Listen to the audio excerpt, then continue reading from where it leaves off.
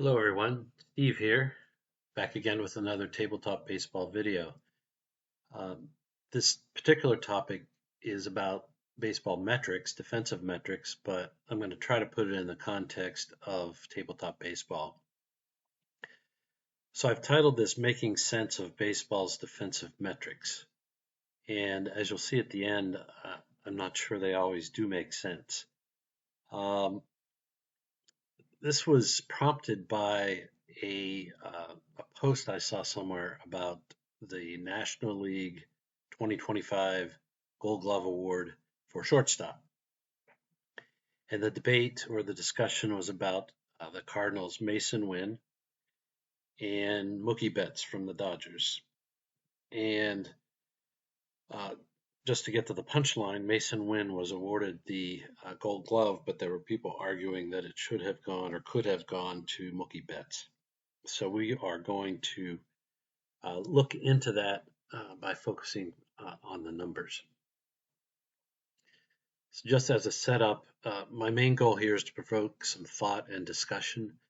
So more than ever, comments are important to this video so we can share our thoughts and knowledge.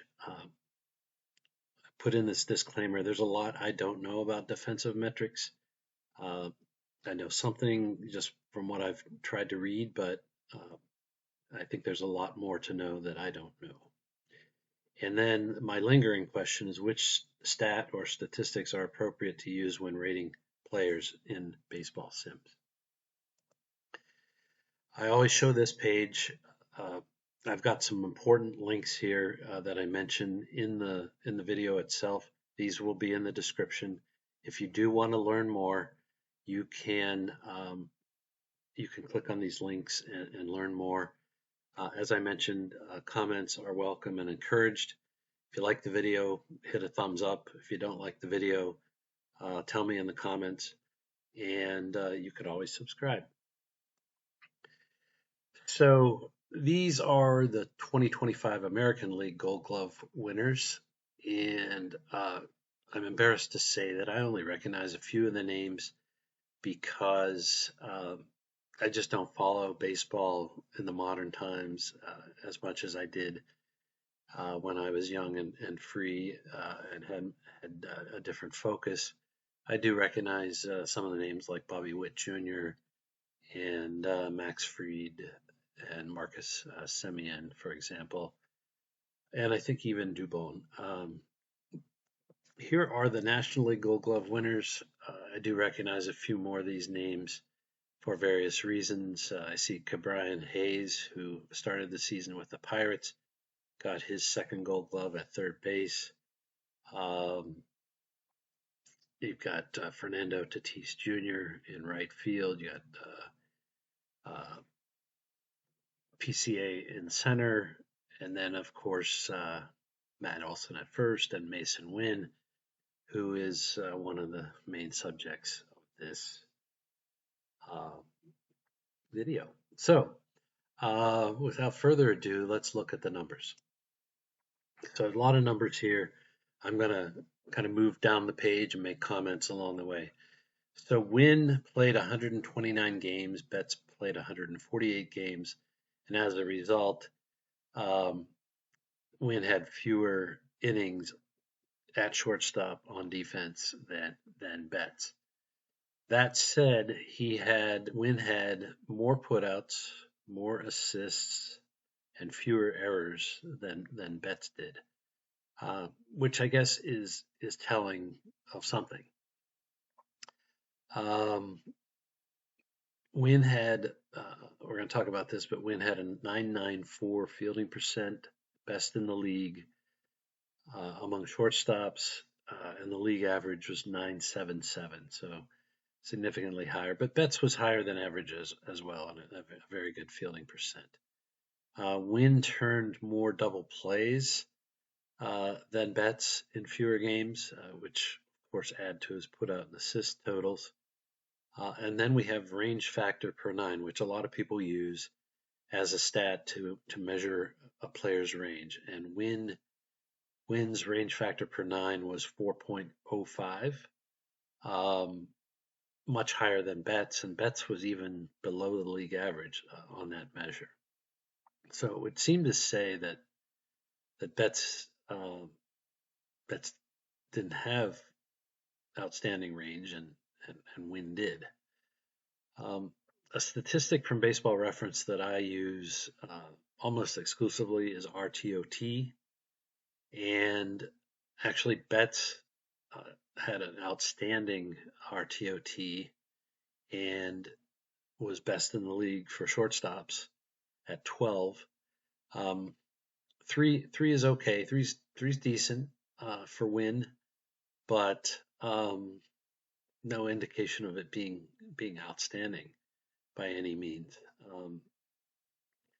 And then you have RTOT per year, which is just, I think, normalized to a full season, and that really didn't change the answer.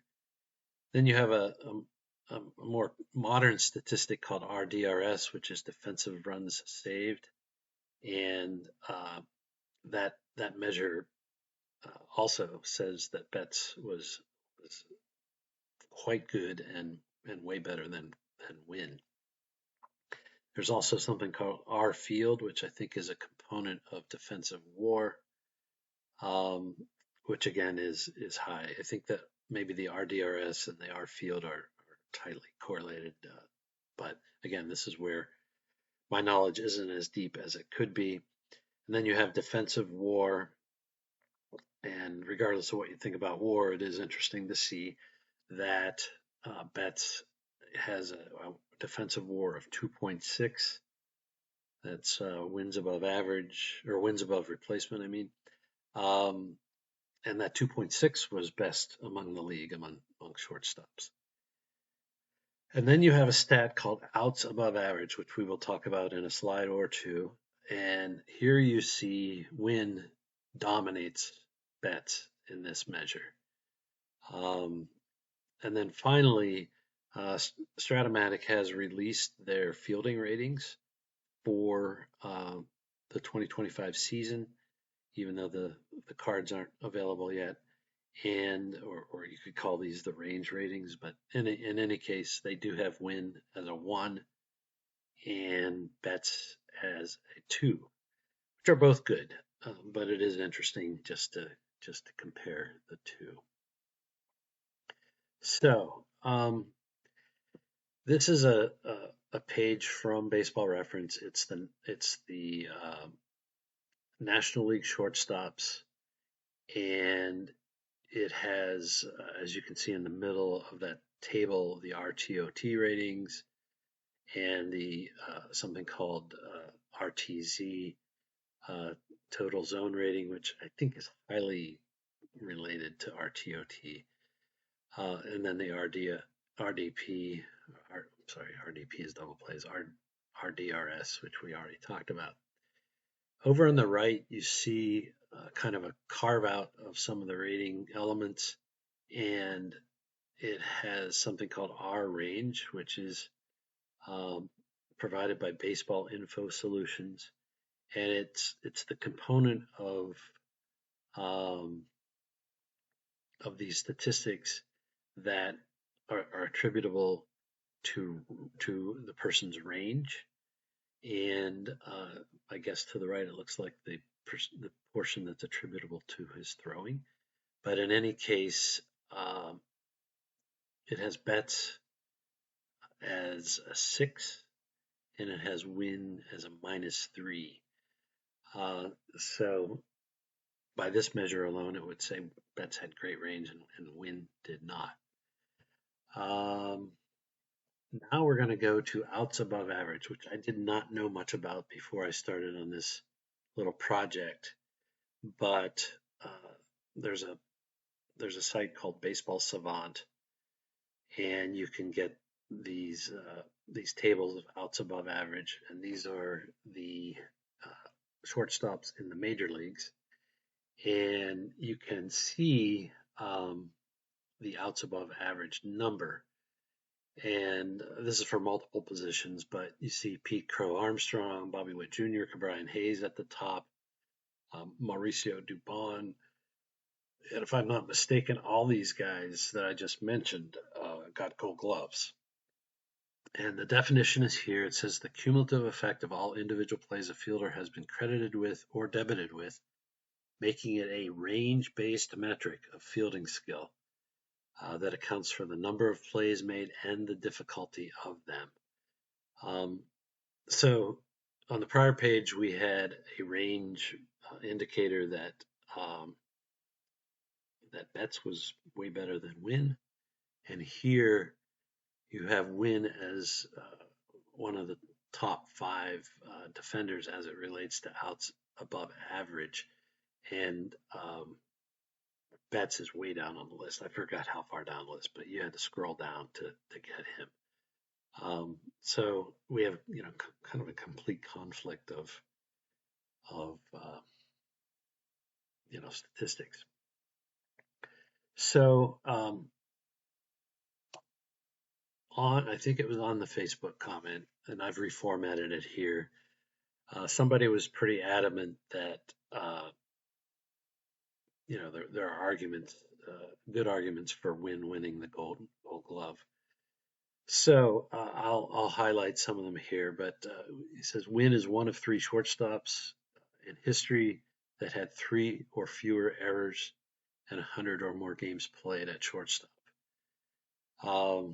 Winn led the league in outs above average for shortstops with 21, and Betts had 5 or 6. Winn led the league in fielding percentage. We talked about that.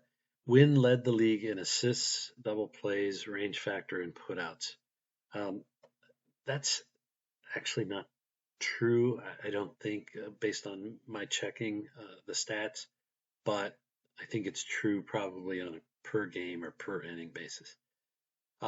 Winn also has the strongest throwing arm in baseball at shortstop. Only L.A. De Cruz comes close. My only argument there would be before O'Neill Cruz moved to the outfield, he probably had the strongest arm at shortstop. It says he easily won this award over Betts. It wasn't close. He put up one of the best defensive systems for a shortstop in Major League history. Is one of 2 players with a chance for a platinum glove. So definitely strong feelings about the fact that Winn was the Gold Glove or legitimate Gold Glove award winner. So I went out to a message board that focuses on sabermetrics, and I asked the question. I said, "What gives? These statistics don't align with each other." And the first answer I got was here, and you can pause this and read it. But this guy was saying, well, defensive metrics have a lot of wiggle room in them, and I think we're finding maybe that that's true. And he was specifically calling out defensive runs saved, and then suggests that Statcast is perhaps a little more objective in that way, and this is where I think this is related to that outs above average that we looked at, although Betts' number is slightly different. But then there was a follow-up answer.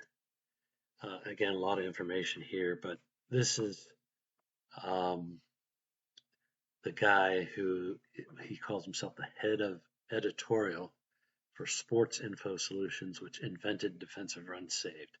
And he goes on to clarify what goes into their stat. And I really just suggest you pause the video because I'm not going to read it to you. But he does go in and explain here and on this next page how it all works and makes it sound a little more objective than the first commenter did. It does seem like at the very end that even he is a little confused as to why some of these stats don't line up, and I guess that leaves us confused. The point as it relates to baseball sims is for most of the homebrew or reverse engineered cards that I make. I use Rtot as the primary factor, particularly if it's going to be some kind of a range oriented rating for the game. Uh, Occasionally, I will give a bonus for Gold Glove, although, to be honest, um, until more recent years, I think Gold Gloves were more based on reputation than than than than statistics, I guess I'll say. And I'm not going to rehash this, but it's well-known argument about um, Derek Jeter's defensive prowess or lack thereof. Um, so I don't know where this leaves us. Uh, I think any rating system that puts both both Betts and Winn as two of the best shortstops in the league. I think in the broad scheme of life, I think we're all fine. Life will go on, but the mystery continues as it relates to defensive stats. I'm not going to belabor this any longer, so thanks for listening. Take care. Oh, one more. I wasn't sure if I had one more. You can read this as well, but this talks about defensive metrics for historical players, which are even more difficult because uh, DWAR or Rtot or whatever, these only go back so far, and the modern metrics are definitely only go back so far because the measuring system wasn't in place to uh, to measure things the way we do electronically and so on. So there are a couple of articles referenced here. I think I give at least one of these links in the description, so you can feel free um, to read this as well. But it gets even harder doing defensive metrics going back in history. So with that, I think that is the end. So thanks for watching.